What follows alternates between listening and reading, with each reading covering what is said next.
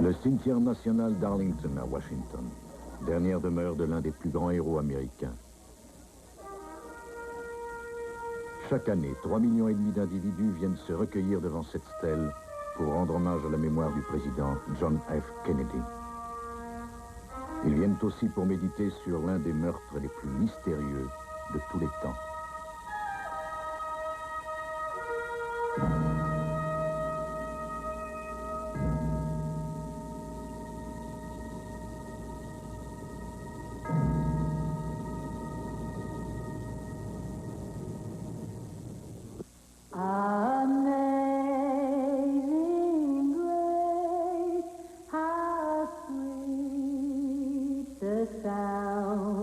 Une ancienne chanteuse de cabaret au Colony Club, Beverly Oliver, est convaincue d'avoir vu l'homme qui a tué le président.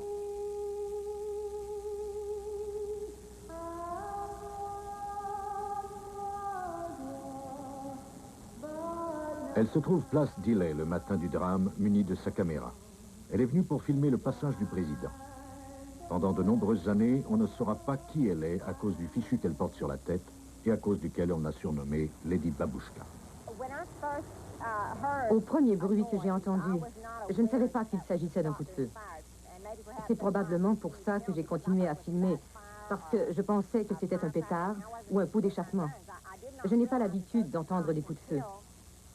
Mais quand j'ai vu dans mon viseur la tête du président littéralement exploser, l'arrière de sa tête, là j'ai compris qu'on avait tiré. Je ne sais pas combien de coups de feu il y a eu, mais je crois que je sais d'où il venait.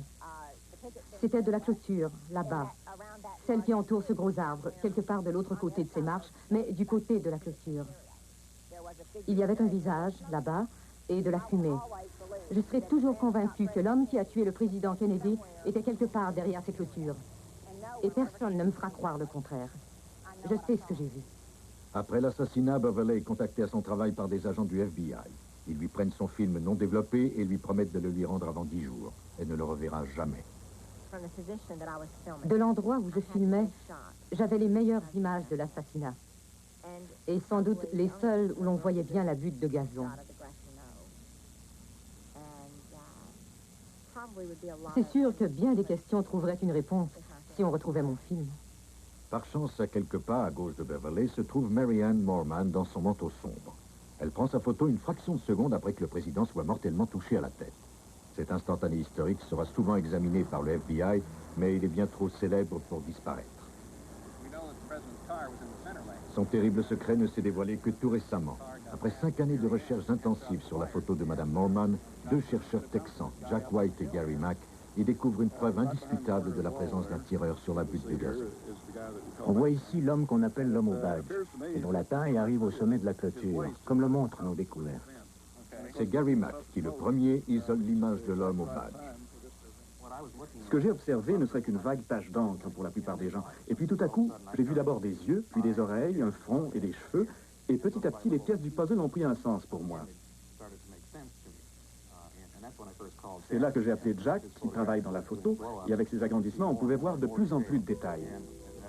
À un moment donné, on s'est rendu compte que l'individu portait sans doute un uniforme de policier, ou en tout cas assez semblable à ce que portent les policiers de Dallas, de sorte qu'il pouvait très bien passer pour un policier. C'est vraiment le moment qui m'a fait le plus peur, parce que le plan me semblait tellement brillant, un agent de police dans cet endroit éloigné de la foule.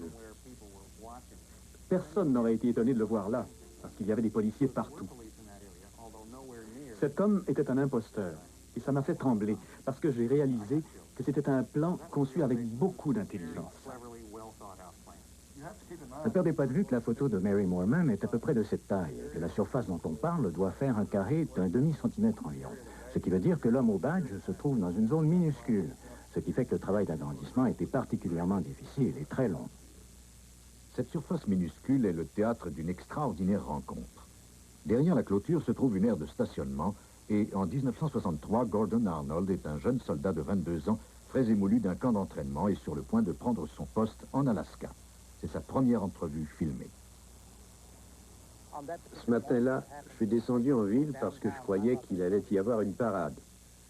Alors j'ai garé ma voiture dans le fond de ce parking et j'ai marché jusqu'à cet endroit précisément.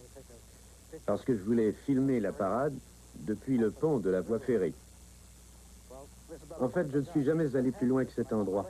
Au moment où j'ai levé ma jambe comme ça, un homme est sorti de derrière ce coin, près du pont. Il porte un costume et m'a dit que je n'avais rien à faire par ici. J'étais plus jeune et on a du cran à cet âge-là. Alors je lui ai dit que rien ni personne ne m'empêcherait d'aller sur le pont. Il m'a exhibé une carte en disant qu'il était de la CIA. Et j'ai dit, ça va, c'est assez fort pour moi, je m'en vais. Alors je me suis tourné et j'ai remis ma jambe comme ça. J'ai marché le long de la clôture jusqu'à mi-chemin pour voir si j'aurais une bonne vue de là. Et il est revenu en disant, je vous ai dit de quitter cet endroit. J'ai dit d'accord et je suis parti. J'ai longé la clôture jusqu'au bout. Je suis passé de l'autre côté et c'est là que j'ai fait ma mise au point pour avoir une bonne prise de vue de la parade. J'ai fait un plan panoramique. Comme ça, tout ce qui se passe sur la route, je l'aurai sur ma pellicule. Et j'ai vu que c'était le président des États-Unis. Je filmais par là. Et au moment où j'étais comme ça, à peu près, une balle a sifflé près de mon oreille gauche. Ce qui veut dire qu'elle devait venir de là. Je me suis jeté par terre.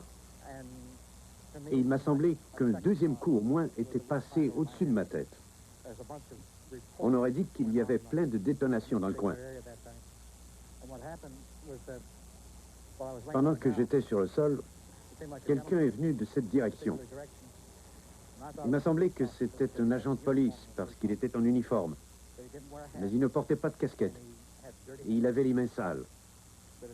Mais c'était pas important à ce moment-là parce qu'il criait. Il tremblait avec son arme à la main. Et je crois que je lui aurais tout donné sauf ma caméra parce que c'était celle de ma mère. Il m'a donné un coup de pied et m'a demandé si j'avais pris une photo. J'ai dit que oui. Et quand j'ai regardé son arme, elle était grande comme ça et j'ai décidé de lui donner mon film et de le laisser partir. Je le lui ai donné et il est parti dans cette direction. Moi, je suis parti par là. Et 3 jours plus tard, j'étais en Alaska.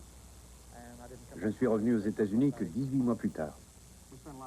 On a passé énormément de temps à étudier cette photo, à en regarder tous les détails. Et je suppose qu'en arrière-pensée, nous avions cette histoire qui avait surgi 4 ans plus tôt de cet homme, Gordon Arnold, qui prétendait avoir été témoin de l'assassinat alors qu'il était debout près de la clôture. Or, il y avait une clarté comme une ampoule près de l'homme au badge, et on ne savait pas trop ce que c'était. Mais au fur et à mesure des travaux photographiques de Jack, on s'est rendu compte que cette tache, c'était probablement Gordon Arnold. Voici un individu qui raconte son histoire à un proche et que quelqu'un d'autre entend par hasard. Cette histoire arrive à l'oreille des médias et Gordon Arnold paraît dans les journaux comme témoin qui se trouvait à cet endroit. Mais personne ne l'a cru, parce qu'il n'y avait aucune photo ni aucun film qui montrait un homme dans cette position. Et voilà que tout à coup, la photo Moorman vient confirmer son histoire. Et souvenez-vous que l'histoire de Gordon Arnold est sortie 4 ans avant qu'on ne remarque sa présence sur la photo Moorman. C'est plus tard que nous avons appris qu'Arnold portait cette veste de l'armée, avec un petit insigne en haut et une médaille sur le côté droit qui dit « Armée des États-Unis ». Et c'est exactement ce que nous voyons sur la photo. Nous savions aussi que Gordon Arnold filmait le cortège avec une caméra. Et c'est précisément ce que montre la photo, car on voit le bras droit de la personne dans cette position, avec la main levée sur le visage. Et ce qui semble cacher son visage peut très bien être une caméra.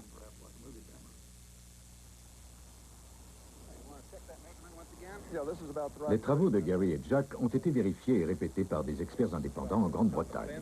En mesurant place delay à partir de la photo originale de Marianne, on obtient la confirmation que l'homme au badge a très bien pu tirer la balle fatale. On a une très bonne vue de la rue d'ici.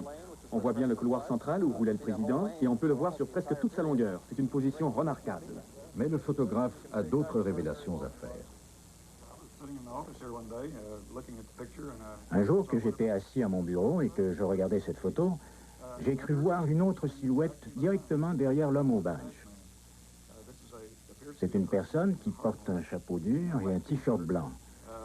Et la manière dont il est éclairé correspond à celle de l'homme au badge. En d'autres mots, il y a un point culminant sur le casque qu'il semble porter et une ombre sur son visage et sur ses épaules. La source de lumière correspond avec le reste de la photo. On dirait bien qu'il regarde vers le dépôt de livres scolaires. Pendant toute la durée de nos travaux, on a pensé qu'il était important de faire confirmer d'une façon indépendante tout ce qu'on avait vu. L'un des témoins importants, quoique souvent négligé dans l'affaire Kennedy, c'est un cheminot qui se nomme Lee Bowers et qui travaillait dans une tour derrière la butte de gazon et la clôture et qui distinguait bien la zone où nous voyons ces personnages. Il a témoigné devant la commission Warren et il leur a dit qu'au moment où Kennedy était arrivé sur la place Dealey, il avait vu 2 hommes derrière la clôture et qu'ils étaient restés dans la même position avant, pendant et après la fusillade. Lee Bowers meurt dans un mystérieux accident de voiture 2 ans et demi après l'assassinat. Cependant, son témoignage est corroboré par celui d'un autre témoin oculaire, Ed Hoffman, sourd-muet et qui donne ici sa première entrevue. J'ai quitté mon travail de bonne heure parce que j'avais rendez-vous chez le dentiste. Je roulais sur l'autoroute là. Et je me suis souvenu que le président Kennedy était en visite à Dallas. J'ai garé ma voiture ici. Et je me suis rendu compte que d'où j'étais, je pourrais voir passer Kennedy tout près. J'ai attendu ici et j'ai cherché des yeux l'endroit d'où il arriverait. C'est là que tout à coup, j'ai vu 2 hommes au comportement suspect, là, dans l'aire de stationnement. Il y a 25 ans, ces arbres ne cachent pas la vue depuis l'endroit où ils se trouvent et du bord de l'autoroute, Ed Hoffman voit distinctement l'aire de stationnement derrière la butte de gazon. J'ai vu un homme qui portait un chapeau noir et une veste bleue. J'ai vu un nuage de fumée et j'ai cru que c'était une cigarette. Mais c'était pas ça. Il avait un fusil et il marchait vers la voie ferrée. Il a lancé son fusil à l'autre homme. Il a fait demi-tour. Il a tiré sur sa veste, ajusté son chapeau, et il est parti comme si de rien n'était.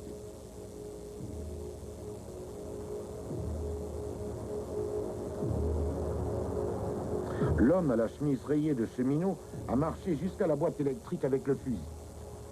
Il a démonté le fusil et l'a rangé dans une boîte à outils.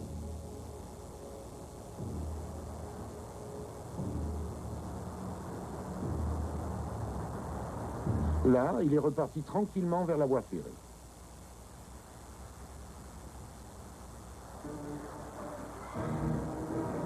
Je me suis rendu au FBI pour leur raconter ce que j'avais vu. Mais ils ne voulaient rien entendre. Et ils m'ont offert de l'argent pour que je reste tranquille. Ils ne se rendaient pas compte que ce qui m'importait, c'était de dire ce que j'avais vu. J'avais du mal à communiquer avec eux.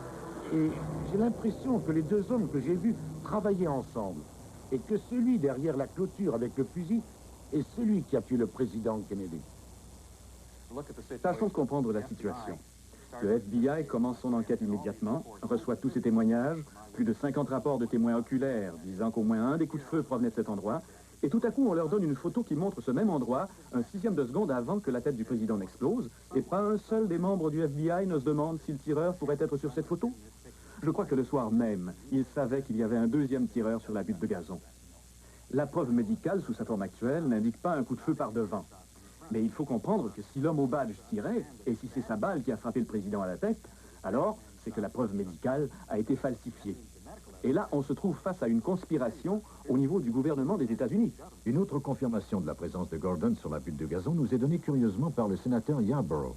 Pendant la fusillade, mes yeux furent attirés sur ma droite. Et puis j'ai vu un homme sauter sur environ 3 mètres en faisant un plongeon comme pour plaquer un adversaire. Il a atterri au pied d'un mur et je me suis dit, c'est sûrement un soldat sur qui on a tiré au combat ou qui a subi un entraînement intensif. Au premier coup de feu, mettez-vous à couvert. C'est la toute première fois qu'on montre cette photo coloriée à Gordon Arnold. Il a toujours cru qu'il n'existait aucune preuve de sa présence ce jour-là sur la butte de gazon.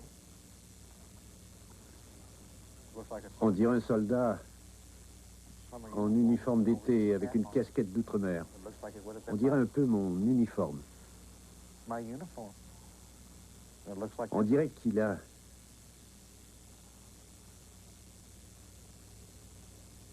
une caméra ou quelque chose sur le visage.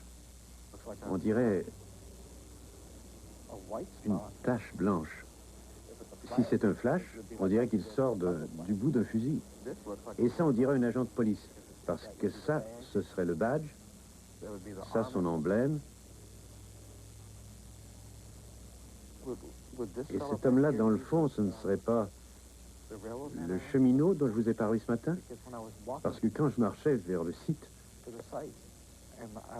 je ne l'ai jamais dit à personne. Quand on est allé là-bas pour filmer, je me suis rappelé que j'avais vu un cheminot qui se tenait là, près de la voie ferrée. On dirait quelqu'un qui prend une photo.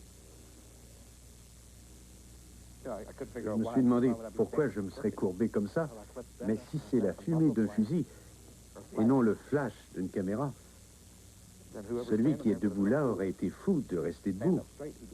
Il essaie sans doute d'éviter d'être blessé, parce que c'est ça qui se serait passé. Et ça pourrait bien être moi. Si ce dessin reflète la réalité, ça veut dire que les témoins avaient raison et que les chercheurs qui ont parlé conspiration depuis 25 ans avaient raison aussi. Et ça veut dire aussi que la commission Warren avait tort. Il y a eu une conspiration. La question qui se pose, c'est qui a été mêlé à cette conspiration? Et en même temps, est-ce que Lee Harvey Oswald y était mêlé lui aussi? Un des résultats positifs de la commission Warren, c'est qu'elle a enregistré en détail les derniers jours de la vie d'Oswald et qu'à présent, il lui serait difficile de prétendre qu'Oswald aurait eu l'occasion de rencontrer des gens pour planifier une opération comme celle-là. Alors on peut se poser la question sérieusement, et peut-être pour la première fois, à savoir si Oswald a tiré le moindre coup de fusil.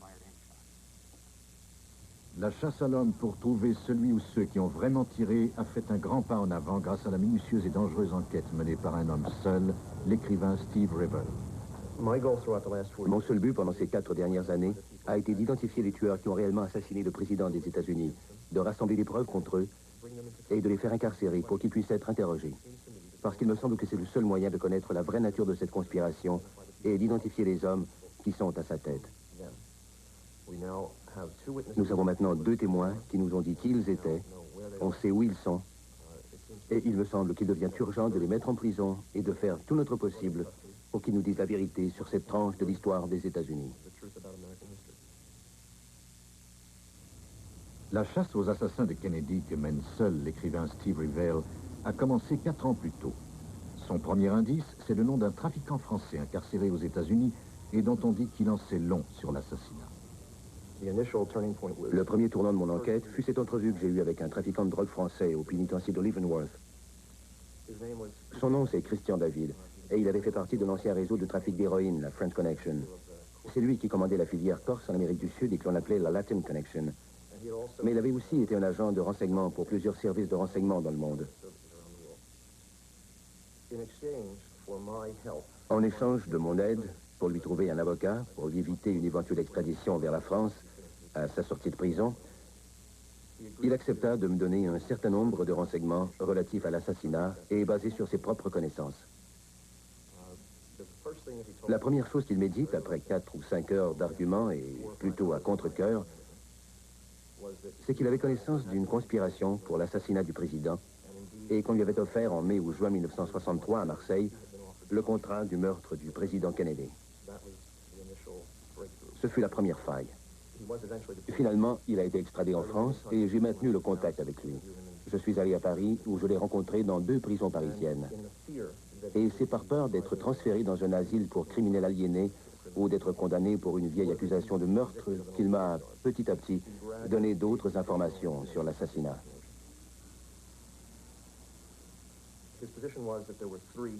Il prétendait qu'il y avait 3 tueurs et qu'ils faisaient tous 3 partie de la mafia corse à Marseille et que le contrat qui retenait leur service avait été signé avec Antoine Guérini, le chef de la mafia corse à Marseille. On a demandé à Guérini, me dit-il, 3 tueurs de haut niveau, très expérimentés, pour tuer le président. Et Guérini les a fournis.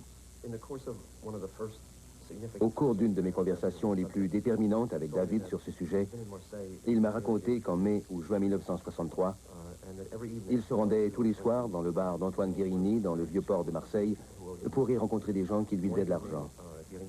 Un soir, Guérini l'a convoqué dans son bureau pour lui dire qu'il y avait un contrat important et lui demander s'il serait intéressé. David demanda qui le contrat concernait et il lui a dit un politicien américain. David a demandé est-ce un membre du Congrès, un sénateur, et Guérini a dit plus haut que ça, la plus grosse légume. Là, bien sûr, David savait de qui il parlait. Il lui a demandé où devrait être exécuté le contrat, et lorsque Guérini a dit que c'était sur le territoire des États-Unis, David a refusé. Il trouvait ça trop dangereux. Au début, David ne voulait me donner que le prénom de l'un des 3 hommes, parce que 2 d'entre eux étaient encore vivants, et comme ils faisaient partie du milieu corse, il serait exécuté à son tour en vertu de la loi du silence et de la vendetta. Et quoi qu'il en soit, il accepta de me donner le prénom de ce 3e homme qui, disait-il, était mort et qui s'appelait Lucien.